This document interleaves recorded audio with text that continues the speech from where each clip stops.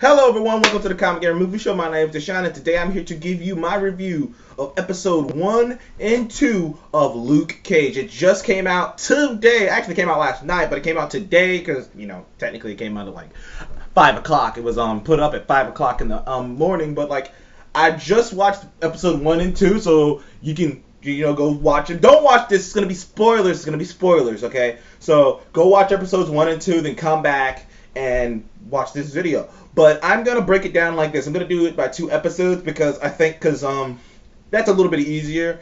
Plus, it's a little bit more to talk about because 2 episodes feel kind of like a movie in these Netflix series. Now, Marvel has been killing it on the Netflix. Daredevil season 1 and 2 are awesome. I really love Jessica Jones, and they all are totally different. They all feel different. The way they work are different. It's completely different. And the Netflix world seems so grounded. It is so grounded. It's so gritty. You got Vincent D'Onofrio as Kingpin cranking someone's head off in a corridor. You got, I should get that actor's name who played Kilgrave.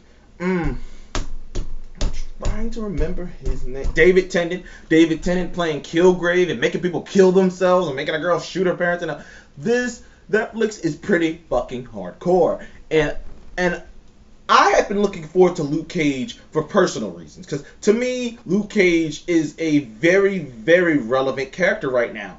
Someone said something on the other day about a bulletproof black man. Now, think about that right now. I know I'm not gonna get it all too political, but that's a big deal in today's, especially in America, today's culture. There's a black man who cannot be shot. Who basically, he's a bulletproof black man in America. And I love and from these first 2 episodes, I love how they really show black culture. They dive into it in ways that I wouldn't think they would dive into it on a superhero show. There are some people who will watch this. Honestly, this is one of the few superhero shows that I would show to my grandmother. I might show to my aunt or my mom or something, because all the other ones are cool, but that's because we're comic book fans, or they're just kind of cinematic and it's cool, but something to look at. But this show actually has a message. Now, I think Jessica Jones also had a message. So Jessica Jones is one of those shows that also had a really good message, and it nailed it through. But Luke Cage right now has a relevant message, a message that is totally relevant today, and it's hitting it for its niche. First of all, there hasn't been a real superhero movie in the projects. I'm talking actual good quality superhero movie in the projects with the budget, with the backing of the Marvel Cinematic Universe. People keep talking about Marvel takes no risk. What's DC doing? They just brought Supergirl over.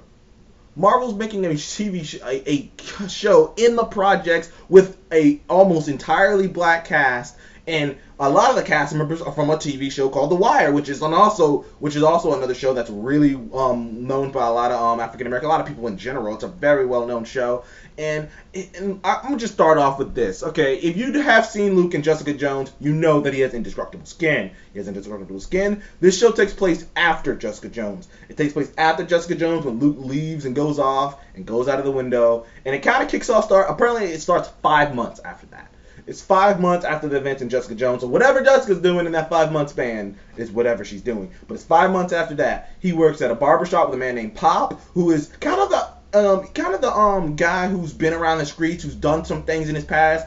You know what I mean? And they do this a lot in anything, honestly. They do this a lot in all these different things. Is the old man who's been around, he's done some things in his past, he regrets it. He's old now, so he'd rather help his community, rather help the youth not be like him. So that's why he's helping Luke, because Luke's in the dumps right now. All that shit with Jessica and all that he's still down about his wife who passed away, and he's not in a good place right now. But Pops is trying to help him, trying to convince him that he needs to go help people too. You see Luke lift the freaking lift the refrigerator up. No, not a refrigerator, a washing machine up like it's a cardboard box. I gotta get this underneath here. And it's so cool. I must say, this might be the best Netflix series I have seen pull off the interwoven, MCU. You feel like you're in an MCU, because there's this guy, while Luke's walking through the city, there's this guy who's trying to sell him something, sell him DVDs. Dude, I got the best captured footage of the incident, and he's talking about when the Avengers formed and the whole alien invasion. I got the best captured footage of the incident, man. I could sell it. I'm in reality, someone would be selling that. If footage of superheroes fighting in New York, someone would have some footage, and he'd be selling that pirated footage of Avengers. And it's kind of cool because I want to get to the villains. I'm gonna kind of go right to the villains because Netflix has been killing it with the villains, and they're killing it again. There's two villains, but they're pretty much working hand in hand. They're cousins, actually, as it turns out. One guy's named Cottonmouth. Well, he doesn't like being called Cottonmouth. They just call him Stokes, Cordell Stokes. And then there's Mariah. I can't remember her last name. It might be Stokes too, but Mariah, and she's kind of a politician. She's trying to work. She's trying to get reelected as like mayor and stuff. And him, he's a classic gangster. Classic in the classic sense. I mean, there's stereotypical and then there's classic. To me, I think classic and stereotypical are two different things. He is a classic gangster with a rough edge, and he is brutal when it comes to it. Literally, I mean, this is a man who, and I love this scene. The first thing you see him in the club, and the lighting in the club is all film noirish, and it feels cool, and the music's playing, and he's sitting on top of his, you know how they do that in the club scenes, and he's just sitting on top of his two women, and he's just sitting there listening to the music, folded his arms up, and it is a cool cut. I'm like, that is a cool ass dude, man. You can just tell that's a cool ass dude. But he has this vicious, brutal side to him that, it happens when it turns out a deal goes wrong because some kids caught whiff of this deal that he was doing, and they tried to rob him. And needless to say, once he caught up to one of those kids, it got brutal. I mean, brutal. I mean, he beat his face in. And I love this line. This is a line I heard in a trailer, and I love this fucking line. He was smacking the kid at first because he was like, "Where's my money?" Smacking him. He's like, "I'm gonna hit you like a woman, open hand." Cause you ain't no man right now, and he's slapping him, and then the kid spit blood in his face. He's like, "Good job, man. Now I'm gonna hit you like a man," and he started pounding the fuck out of him. He beat him to death with his bare. I was like, man.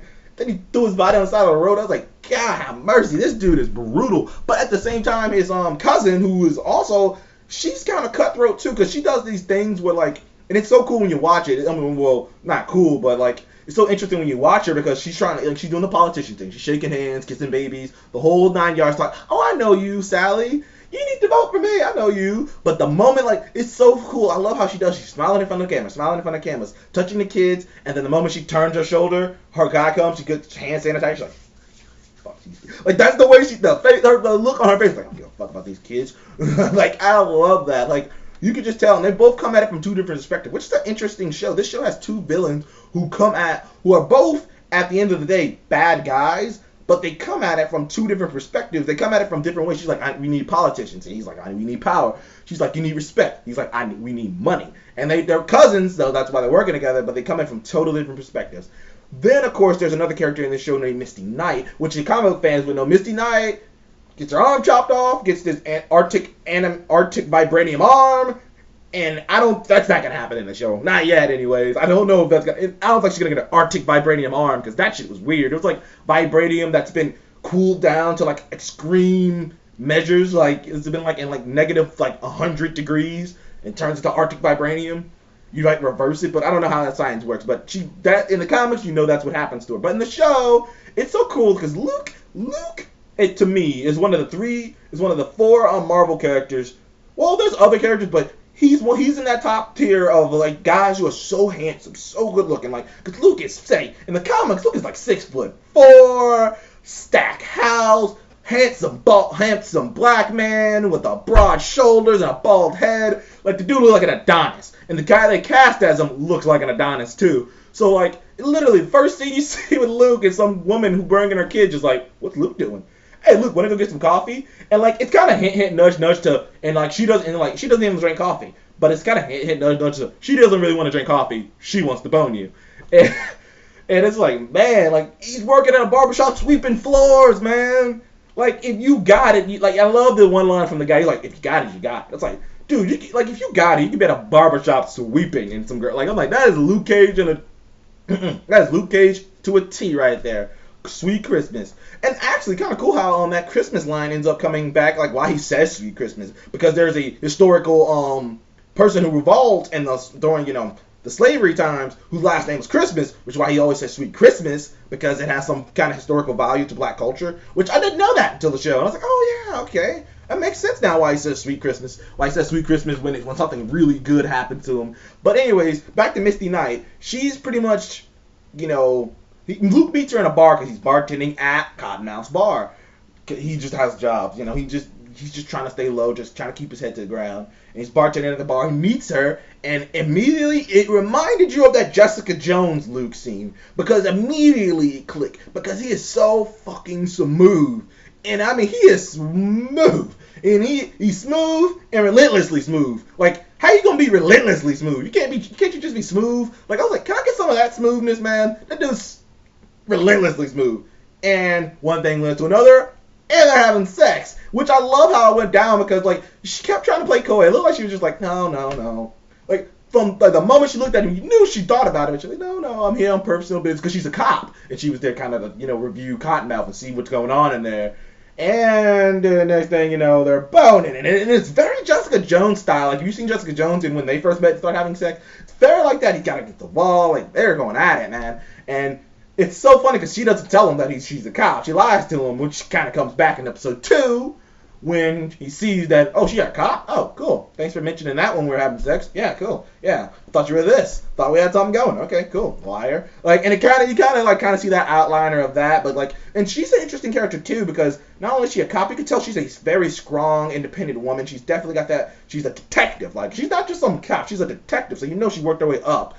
And apparently she was a hell of a basketball player as well, because her name is initialed on the corner of the street, on the corner of like stars in the area who've been great at basketball. And her name is initialed over there. And she actually went to college for basketball, which kind of comes back to play later when she plays basketball against this kid for some information. But like, it's definitely like I said, I love the fact this show is just so impersonal. Like, the way when you watch this show, you feel like you're watching like some miniature movie. Like, I've only watched 2 episodes and I am really into this show. Like, Luke hasn't even really done nothing.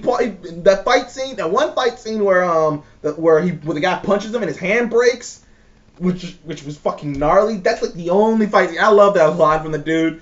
He's just like when he got the last when Luke beat up the guy and got the last guy, he's just like, I don't even like these dudes. I'm out. I don't even like them. Then there's this guy named Shades. Shades is interesting because apparently he works for a guy named Diamondback. In the comics, Diamondback is a villain of Luke Cage. Actually, all 3 of the Luke Cage villains are Luke Cage villains. Shades is a Luke Cage villain in the comics. Diamondback's a Luke Cage villain in the comics. Cottonmouth's a Luke Cage villain in the comics. And Mariah's a Luke Cage villain in the comics. So that's all comic book accurate. But like, Shades is like working for this Diamondback guy, and apparently the Diamondback guy is like, okay, we're gonna help Cottonmouth get on his feet so that we can, because if Mariah's character becomes mayor, then it's good for everyone. So like, okay, we're gonna help Cottonmouth out so he can help his cousin. So it's good for everyone in the streets. Of course, Cottonmouth's fucking goon was a douche and couldn't hold his fucking tongue, and couldn't freaking handle himself, and ended up killing spoiler alert, episode 2, Pop dies. And it's as freaking sad as shit, and the way Luke's acting is sad. And it turns out that Pops and Cottonmouth had history. They grew up together. And let's say, put it this way, when Cottonmouth heard that Pops was dead, even though him and Pops disagreed, like, it's a cool kind of relationship there, because even though him and Pops disagreed on how the street should be run, disagreed on how things are done, disagreed on so many things, he respected the shit out of Pop, and Pop respected him to a degree. And he didn't want to hurt Pop, because even when when the guy told him that he shot up the barbershop, he was mad, but he was like, all right, you got the money. Pop's gonna rebuild. I mean, shit, he can get over it. But then when he heard Pops was dead, he chucked the motherfucker off a roof.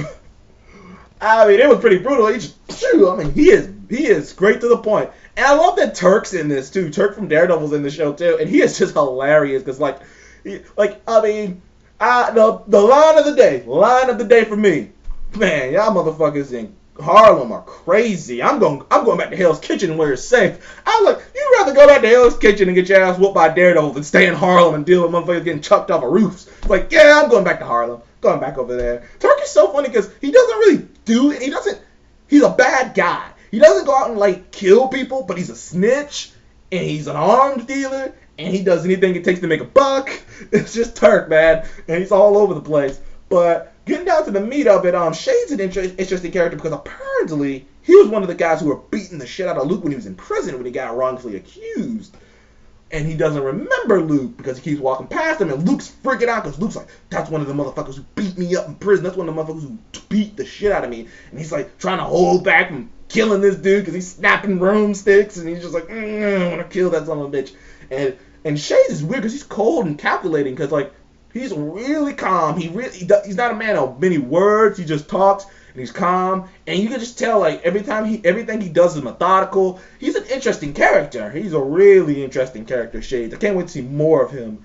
But right now, like after episode 2, you know Luke Cage is on a mission. He's a man on a mission. He wants revenge for the death of Pop. But at the same time, Cottonmouth didn't want Pop to die. Hell, he was crying, literally crying after Pop died, which kind of showed you that, which is cool about these Netflix villains. Like, they are real people. It's like Vincent D'Onofrio's character and freaking Kingpin.